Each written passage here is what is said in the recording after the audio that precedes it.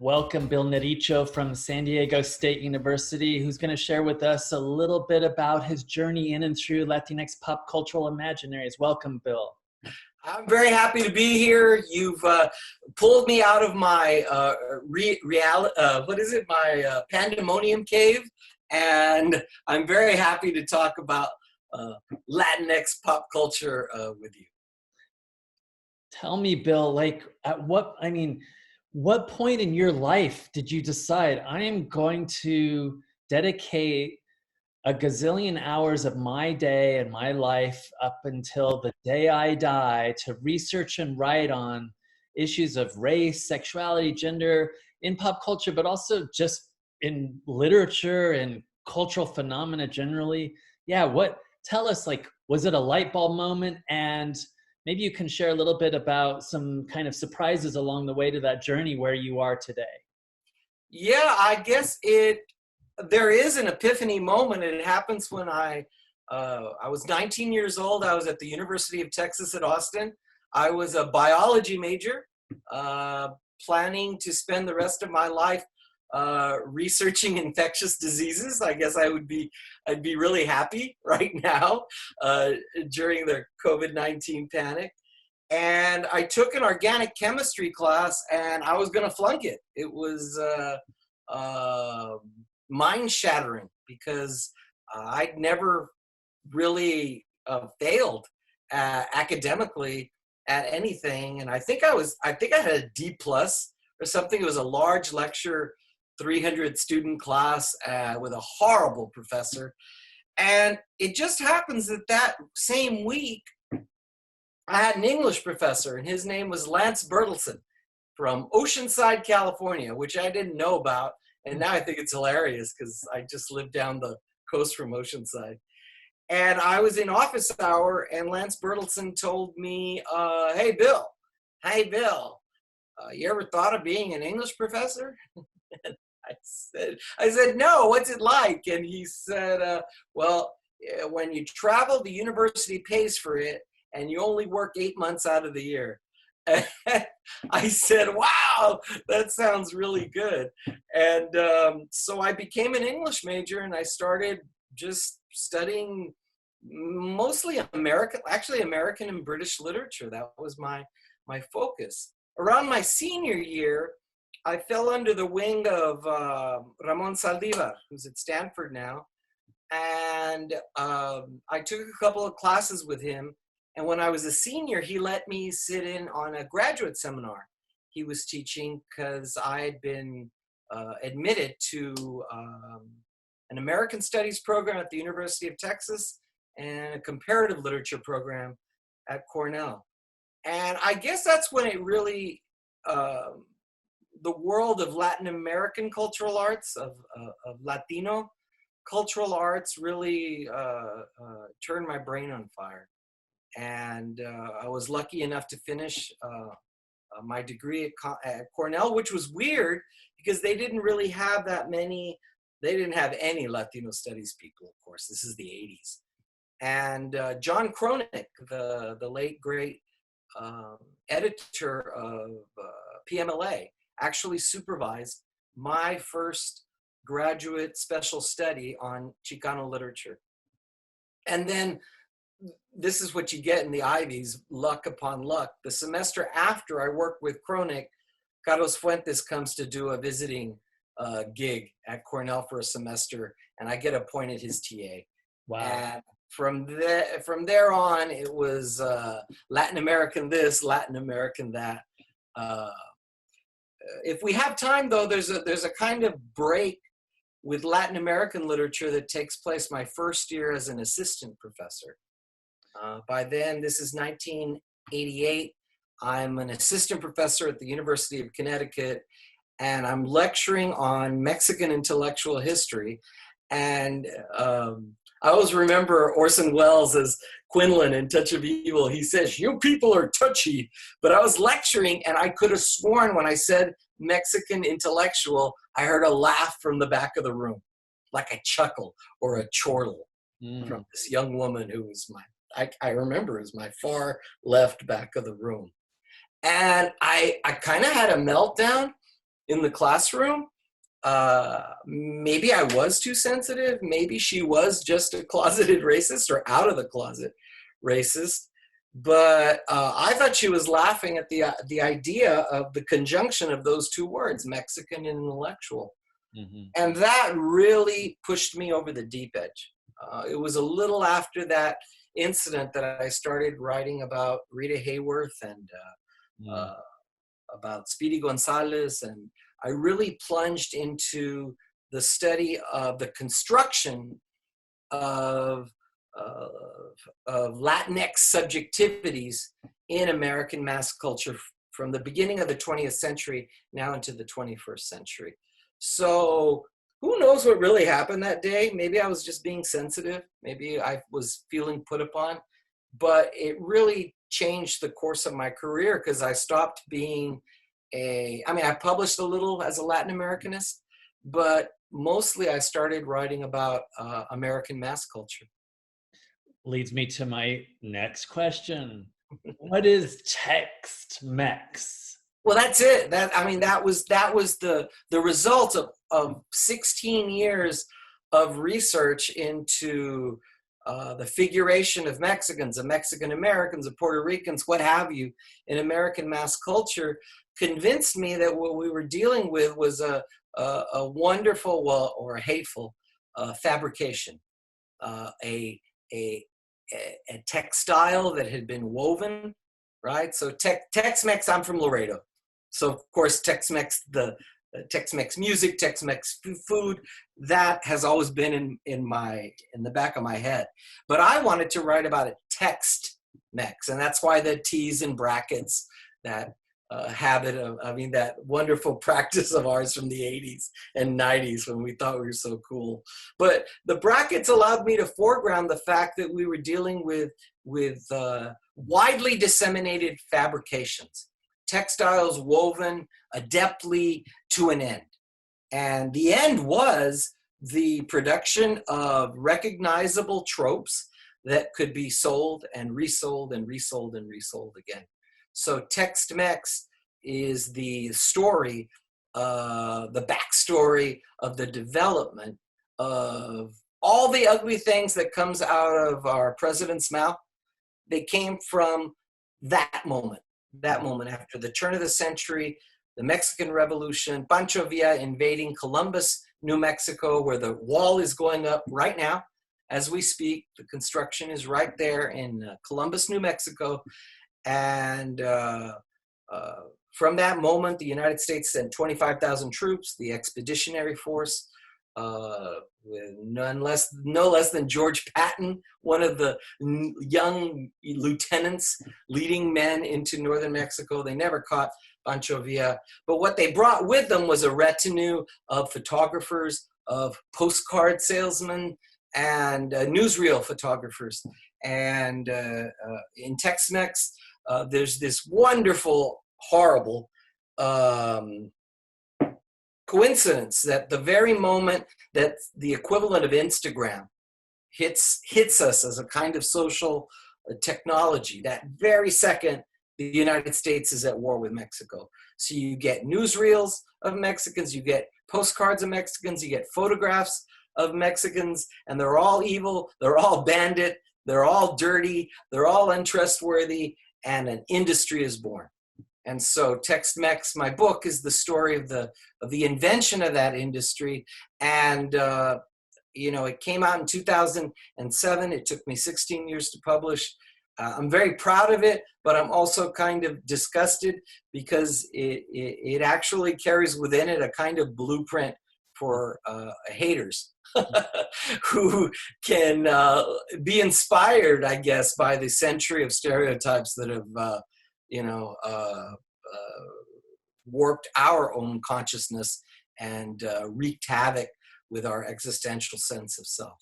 Seductive hallucinations. Where are you seeing the subterranean kind of almost sort of nefarious work happening in spaces today, especially coming in and around the Latinx, right, hallucination that's being constructed? Well, The phrase seductive hallucination in the subtitle of the book, of course, is a tip of the sombrero to Michel Foucault. It's the reminder that we are not ruled by oppression, but by pleasure. And there's nothing more pleasurable than seeing once again that which we've seen before. We get a little dopamine, like heroin kick, from seeing things we've seen before. And so in the present instance,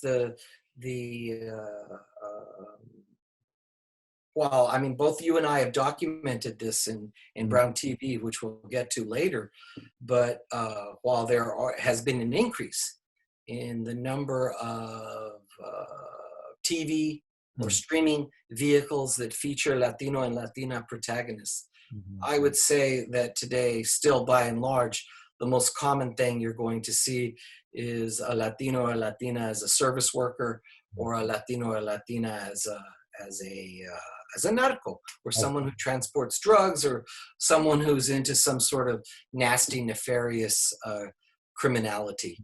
So this, I should have called it Tex-Mex profitable hallucinations of the Mexican in America, because there's nothing more bankable than a Latino criminal. I mean, if I sometimes feel I should go up the street to LA and pitch a news show, you know, because I know the trope so well. You know, we're in the wrong business. You know, we're absolutely in the wrong business. The bad hombres. Yeah, exactly. So just talking Brown TV, what a great sort of project, right?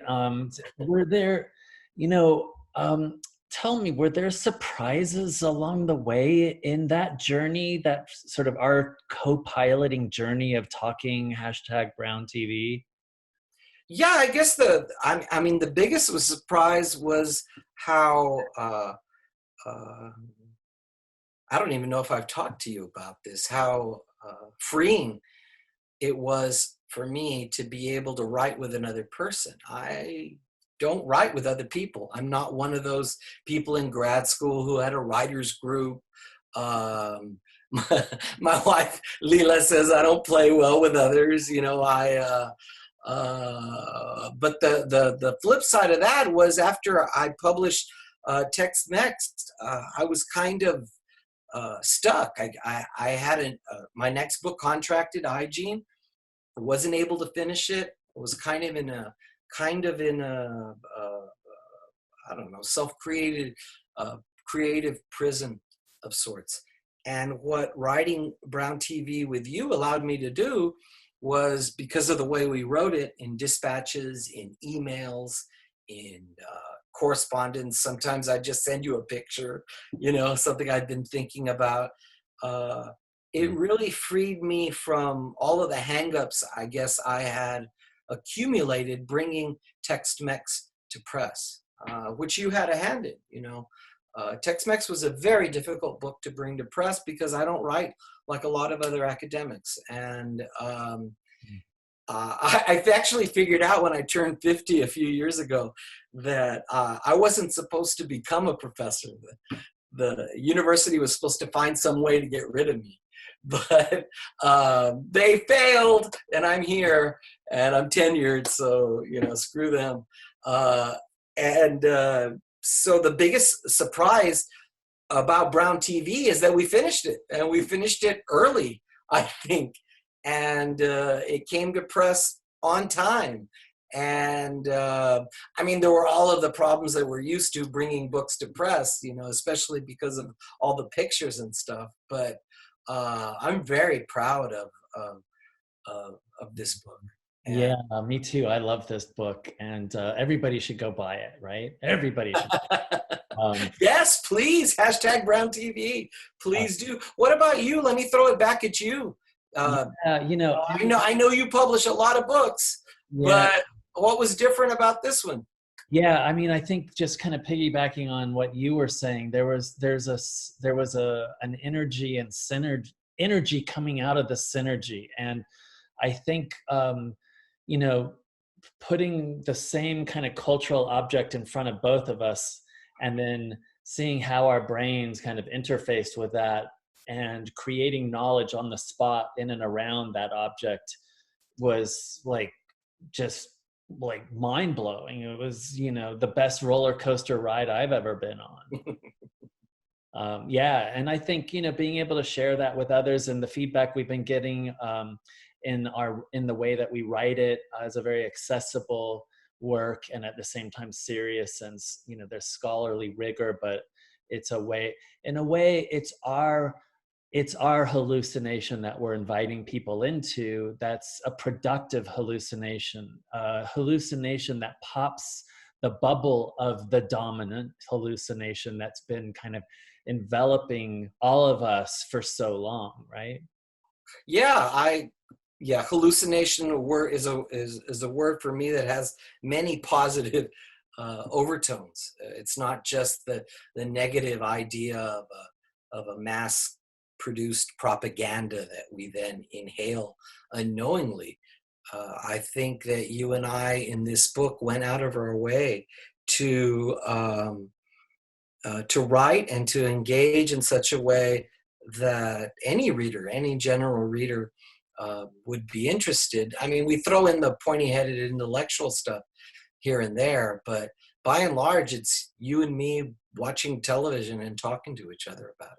Yeah, and inviting everybody to sit on the couch with us, right? That's right. Come on over.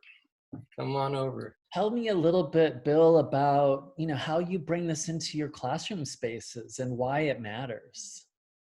Ever since I began, this includes, I've been a professor now since '88, so that's 33 years. I did the math the other day, and it's like 66, 70 or so different classes that I've taught, and every one of them has had significant representation of Chicano writers and Latin American directors and Latinx creatives.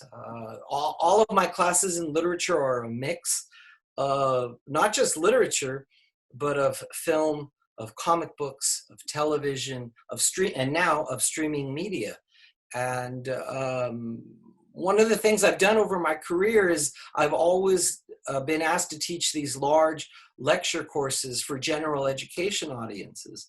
And I've never looked at that as a burden. In fact, I love teaching non-majors as much as I love teaching literature majors, but I love going into the masses and trying to infect. I mean, that's the only word, you know, creatively vaccinate thousands now of students, over 10,000 students I've had, maybe 15.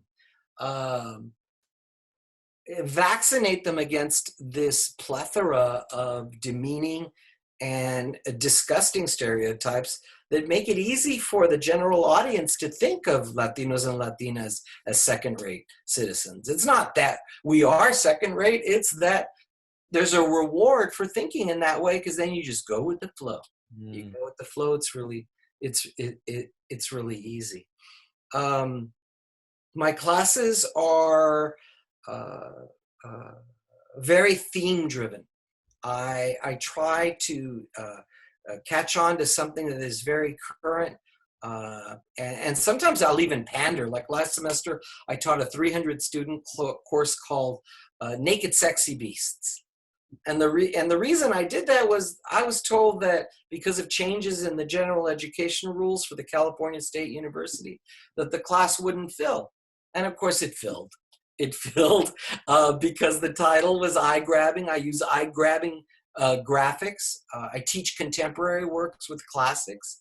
I'll cut in a Black Mirror episode. I'll throw a Love and Rockets comic book at them, all driven by the theme.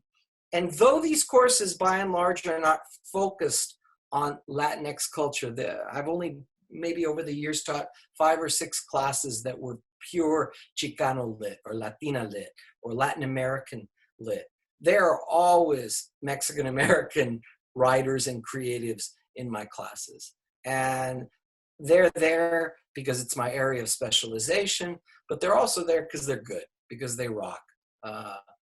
Just before we went into panic pandemonium COVID-19 mode. The last class that I taught for my beautiful undergraduates in English, I'm teaching American Lit from the Civil War to the present. And it's called Seductive American Nightmares, right?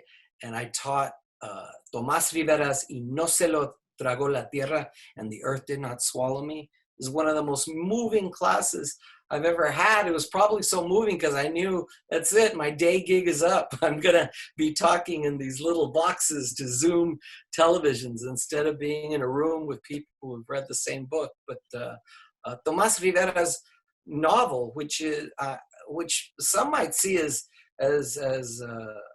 simple or small, or blew their minds, and we had a remarkable class.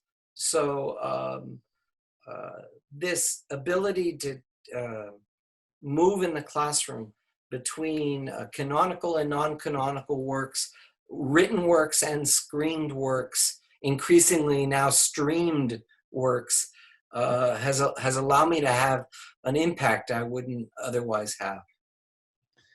Beautifully stated. Sort of taking us back to our kind of, maybe we have COVID-19, but we've had, right, this kind of, oh gosh, what you talked about infection, you talked about hallucination, and it's kind of all happening, and it's been happening. We are the majority underrepresented historically in this country demographically, and yet, so we're in those 18% range, and yet we're less than 3% represented. And as you mentioned already, the bad hombre, right, the narco, the kinds of things that we've been sort of represented when we are on the screen. Like, what's your gut, your visceral response to this? I mean, finally, a cold Latina, that's how like Tecate beer is sold, right? I mean, the first one, I mean, like you, I'm a consumer. I'm just a consumer of mass culture. And so the first thing I do when I see these things is I laugh. In Tex-Mex, I talked about growing up in Laredo, and when Speedy Gonzalez came on Channel 8, they own like 2 or 3 different little 8-minute shorts or 6-minute Warner Brothers shorts. When they showed them, me and my sister would be doing backflips and laughing our asses off because we were just not used to, on the American channels, hearing that accent, even though it's Mel Blanc, right? Talking like these, and you would hear that and it would bring joy, right? But so the first reaction, I think, is the human reaction when you see a stereotype is, oh, I see that. I get it. I get that. The thing you got to do, or the thing that I ask my students to do, my readers to do, is then to take the next step, which is what we do in the university. And we ask ourselves, if laughter is the most basic human emotion, what triggers it? And in this regard, it's not just the recognition, it's the repeated recognition of pejorative representations that then you internalize at a sick psychic level. See, I mean, that's the downside of these representations. For instance, you've got Sexy Latina, cover of Latina magazine, right? ¿Cómo se llama? What's her name? Michelle Rodriguez. Right. No, is that Michelle Rodriguez? No, it's not. No, that's my bad. Why am I blanking on her? Because we're stupid, man. This is Jane the Virgin. That's right. So there's nothing wrong with a beautiful Latina woman. They're attractive, but the preponderance of that representation, the fact that you've got to choose Latina as sexy bombshell or Latina as maid service worker, and that these two tropes predominate. And sometimes they're the both, right? You've got devious maids and they're service workers and they're sexy, right? And produced by a Latina, the show. Mm-hmm. I guess my reaction to this is it varies. I mean, sometimes I get upset. Sometimes I just laugh. Sometimes I get turned on. Sometimes I get disgusted. We are subject to the entertainment that we watched, and we are its victims. And we're also like the guys chained to the rock in the cave in Plato's Republic, Book 7. Sometimes we don't even know that what we're looking at is fabricated. We just think it's reality. Because a camera shot it. It's got to be real, right? It's got to be based on a true story. But so I get all kinds of emotions when I see these kinds of images. Yeah, Gina Rodriguez, my friend. Yeah. And then of course we have, J-Lo, in sort of all these different ways that she's been kind of represented. One of us needs to just do a book on J-Lo, right? I think that would be you.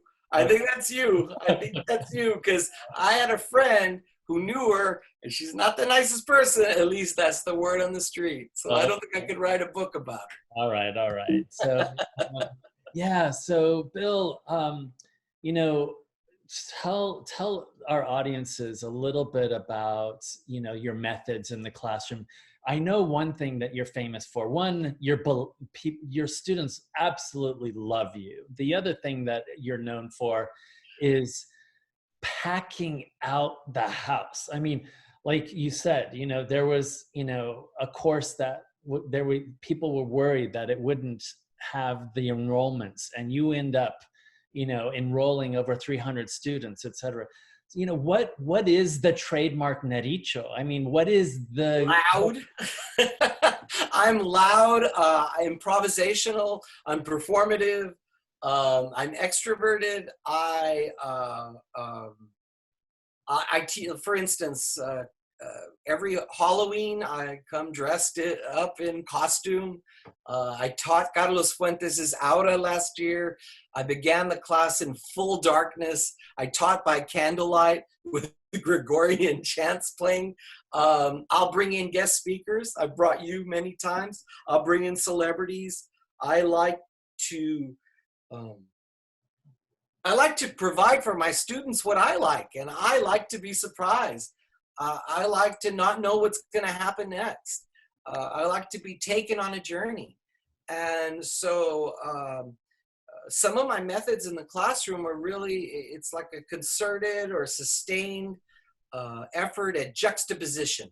I always like to set things side by side for the students in ways that will be disturbing or illuminating or challenging.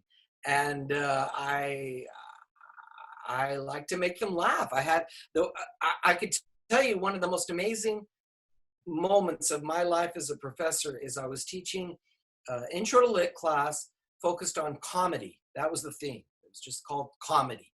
And the centerpiece of the class was the Seinfeld episode where Jerry and George and Kramer and Elaine have a bet about who can hold out from masturbating the longest. Okay, so it's a sitcom. It's a 22-minute teleplay, right? That's what a sitcom is. But when you watch a sitcom in a room with 500 people, it was amazing. It was transformative. I'd never heard people laugh so loud as a collective. I mean, maybe one of those comedy concerts like with George Lopez in San Antonio, where you've got like 5,000 people. But for me in the classroom, watching Seinfeld, teaching comedy, but being in the dark in that room with 500 other souls, 1,000 eyes fixed on the screen, laughing their souls out, it was just amazing. So I like to keep things moving. Like I say, play with props. I play with the room. I play with the lights. Open every class with music, with a music video whose theme is tied secretly in some way to what I'm going to be lecturing that day. It's very participatory. I get incredible engagement from the students. We do have a discussion in the class. Even the 500 student class, I had 8 TAs running around with microphones. Everybody got a chance to speak that wanted to speak. So I just like to have fun. You know, life's short. I've always said, you know, I want on my tombstone, you know, he wasted no one's time. Because I don't know about you, but in undergrad and grad school, I mean, oh my God, I mean, I had some magnificent professors, but I had some crap professors, and they reassured me that damn if I couldn't do better than them in the classroom.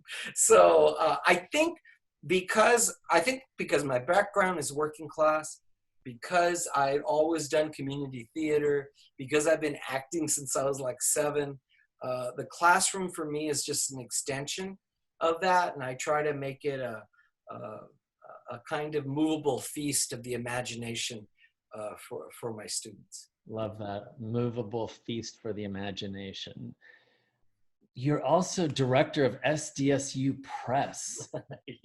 God, I mean, okay, so here, let's put the other hat on, but you know, I mean, of course, I'm sure you get this question all the time, you know, how do you manage to do it all? But the maybe the larger question would be like, why?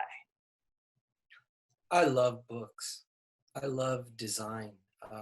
I started working in 1994 with Harry Polkenhorn, then the director of SDSU Press. And I kind of hoodwinked him and convinced him that I knew how to do graphic design. I'd never designed a book in my life. I designed one cover for a journal called Camera Obscura with a Speedy Gonzalez collage that I designed back in the day.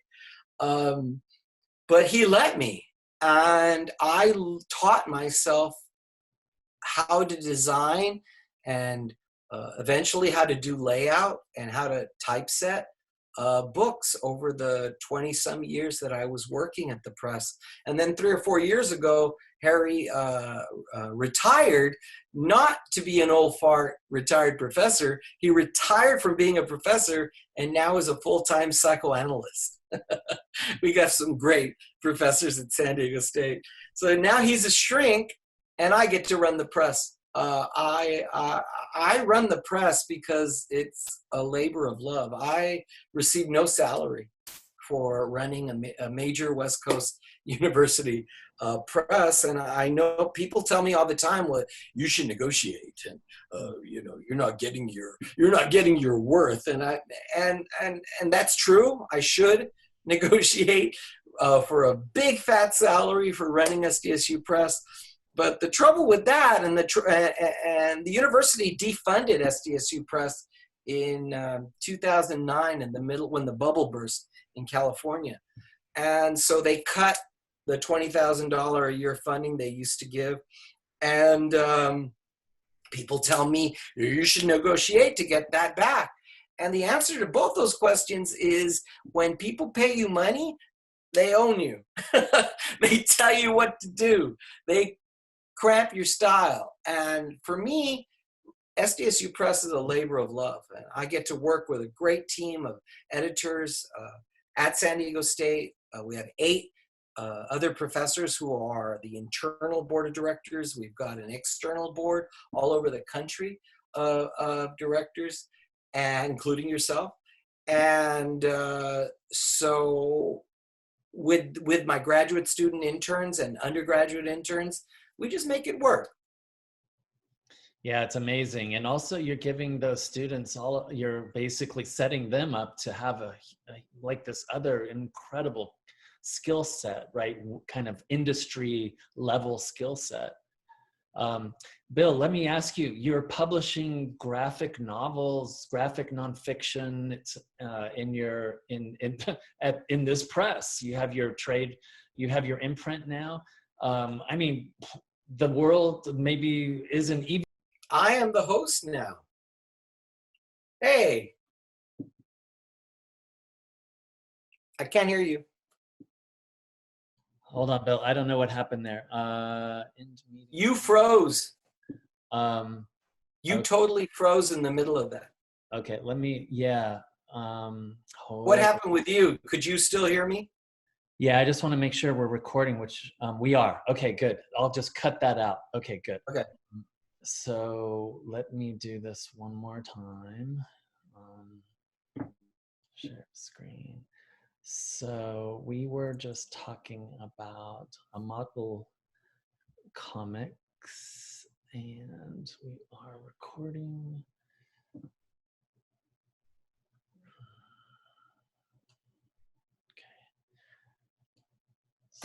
Is there a reason that the slide is cut off at the top, or that's just how it does? I think it just I can redo the. No, let's just keep going. Let's just. Okay. Um, so yeah, so you're publishing, Bill. You have an imprint, a model comics, you know, for with Yeah. SDSU Press. You're publishing graphic nonfiction, fiction. You know, tell me, like, what in the heck, like an academic press that's gone for this space? Hey, we're gonna have to pause. Are you seeing me? Yeah. Because all of a sudden I left the screen, and I don't know why. Oh, there we go. Okay.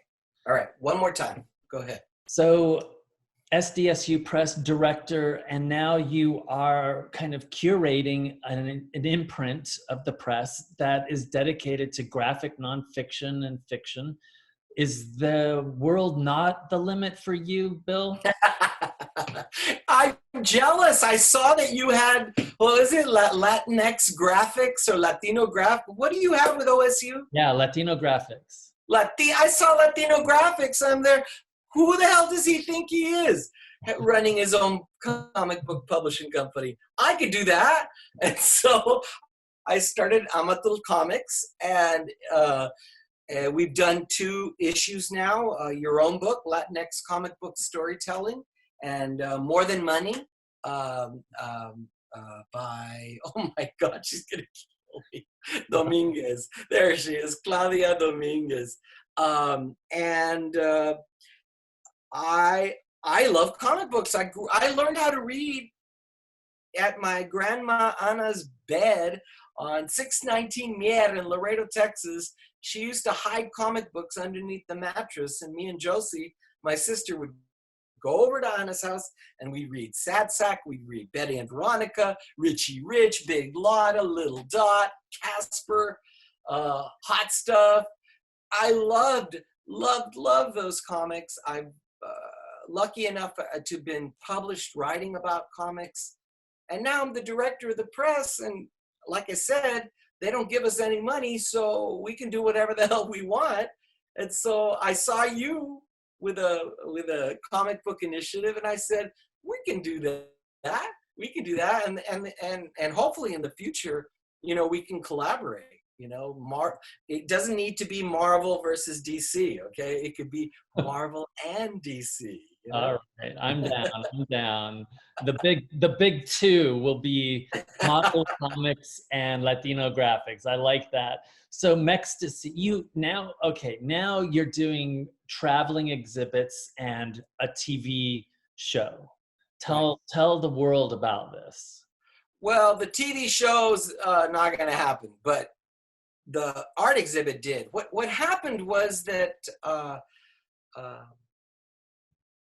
I got a call from a museum in McAllen, Texas, actually from South Texas College. Rachel Brown called me about 10 years ago, and what had happened was that there had been an increasing number of seizures of art. So artists from Mexico who were going to exhibit in the Valley, sometimes they would get their art seized at the border. And this happened. This happened to an artist who had been invited to South Texas College to do an exhibition. And so they were left without an exhibition.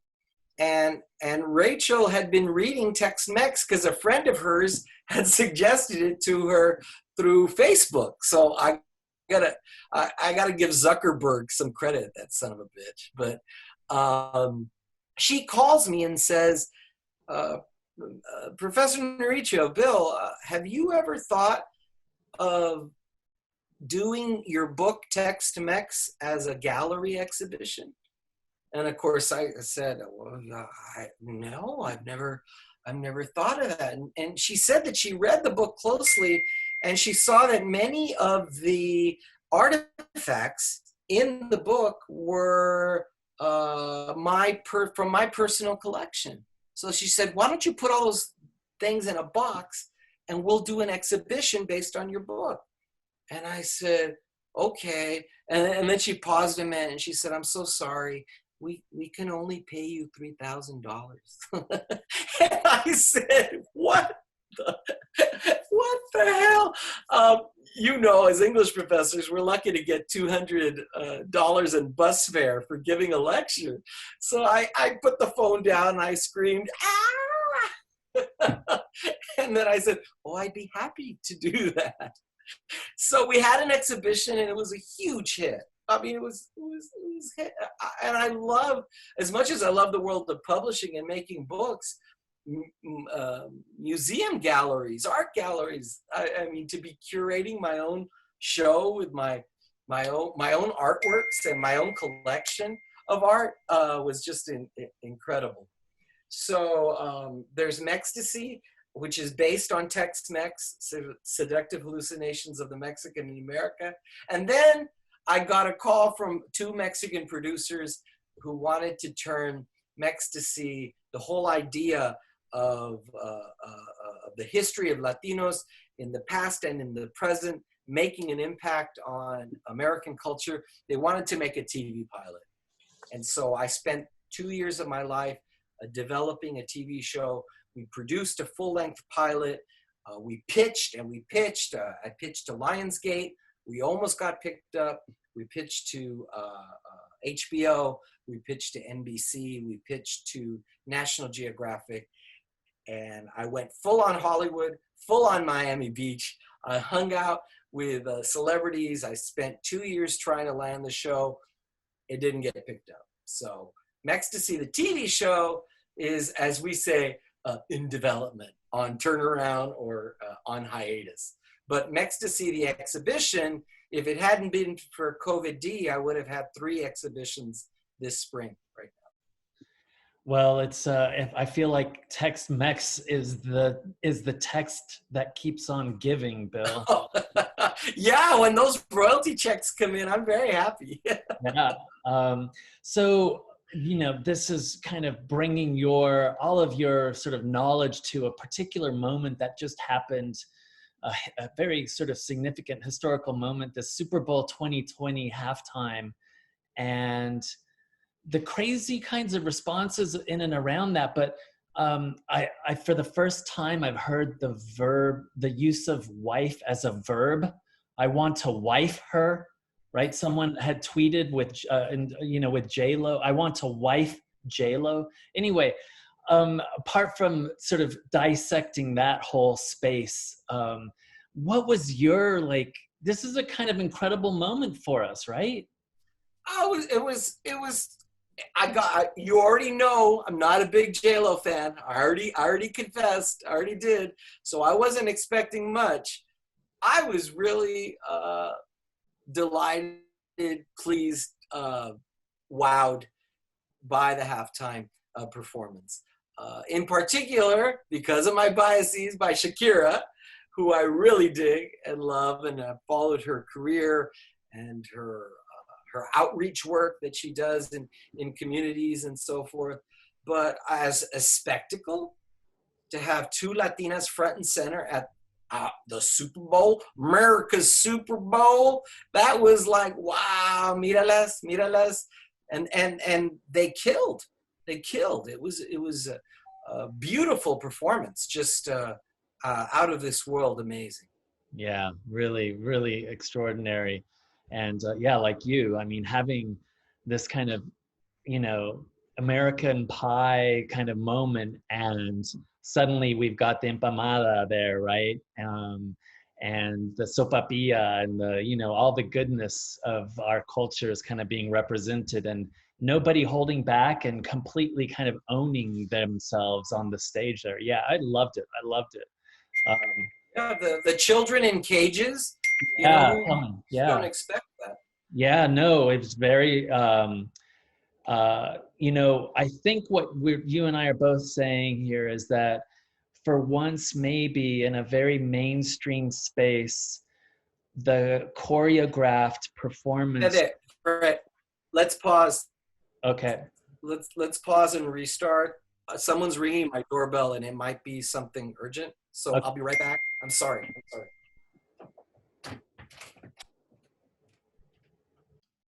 So, yeah, Bill, I think what we're both getting at here is that for the first time in a very mainstream space, we have this kind of choreographing of a performance where Latinxs across the country are the ideal audience. They're the intended audience, and anyone else is kind of secondary, right? They're welcome to the show, but it was really for us, right? Well, as much as it can be at the NFL's biggest event, I think that it shows that a significant percentage of suits in corporate America are getting wise to the fact that this brown wave isn't going anywhere. You know, that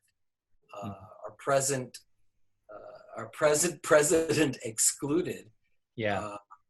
the future is very much of the United States is one that's going to be decidedly Latino and Latina, and that the entertainment, as a result, is going to have to be a reflection of this growing mass of people, not just consumers. Mm-hmm. Of course, the Super Bowl is all about eyes on the screen and corporate dollars, and this show was no different. This Super Bowl halftime show. Yeah. But the fact that you've got, you know, mainstream entertainers choreographing children in cages, Puerto Rican nationalism, as people are quaffing their beer across America, it was a remarkable moment in United States entertainment history. So if you were going to pick one area where you felt like there was a real vitality happening in Latinx pop culture, where would that be, Bill? Yeah. For me, I'm kind of torn. I'm torn between the idea that we're going to, you know what, let's pause. I'm going to decouple messages from my Mac. So Bill, if you were to pick an area of sort of cultural production today, pop culture, especially thinking about Latinx creations, agency, complexity, where would you put your sort of your energy? Where are you seeing the energy happening today? Yeah, for me right now, it's a neck and neck tie between Latinx graphic arts and illustration and Latinx fiction and nonfiction, creative writing. When it comes to creative writing, right now I've always been a huge fanboy of the work of Miriam Gerba, Long Beach a school teacher by day and amazing New York Times lauded writer by night, and one of the women, of course, who led the charge in the anti-American dirt movement, which was quite a scandal, quite a spectacle. Her book Mean, I've taught it now 4 times, never fails to get an electric reaction from my students. And my student body, I mean, we're an HSI at San Diego State, so there's a fair number of Latinos in my general education class, but my classes are predominantly, I don't know, 60, 70%, 55, maybe 60, 70% white. They dig it. They love Miriam Gerba. She's the most popular speaker I've had there in ages, other than yourself. And then in illustration, I mean, not only do we have the ongoing Dickens-like career of the brothers Hernandez, who are still bringing it on into 2020, but we've got a whole new generation of graphic artists whose work I follow largely on Instagram, right? Someone needs to write the article about Latinx artists on Instagram, because increasingly museums are not where you're going to see the best fine art. It's going to be on Instagram. Who would have thunk it that a social media vehicle would be such a highly charged, successful platform for the arts? Thank you, Bill. And what can I say? Thank you for the gift of your time, of the journey that you've had and that you will continue to have with your students, your readers, your public audiences, with your curated spaces. Thank you, Bill Nericcio, for joining Professor Latinx. Thank you, Fede. It was a blast.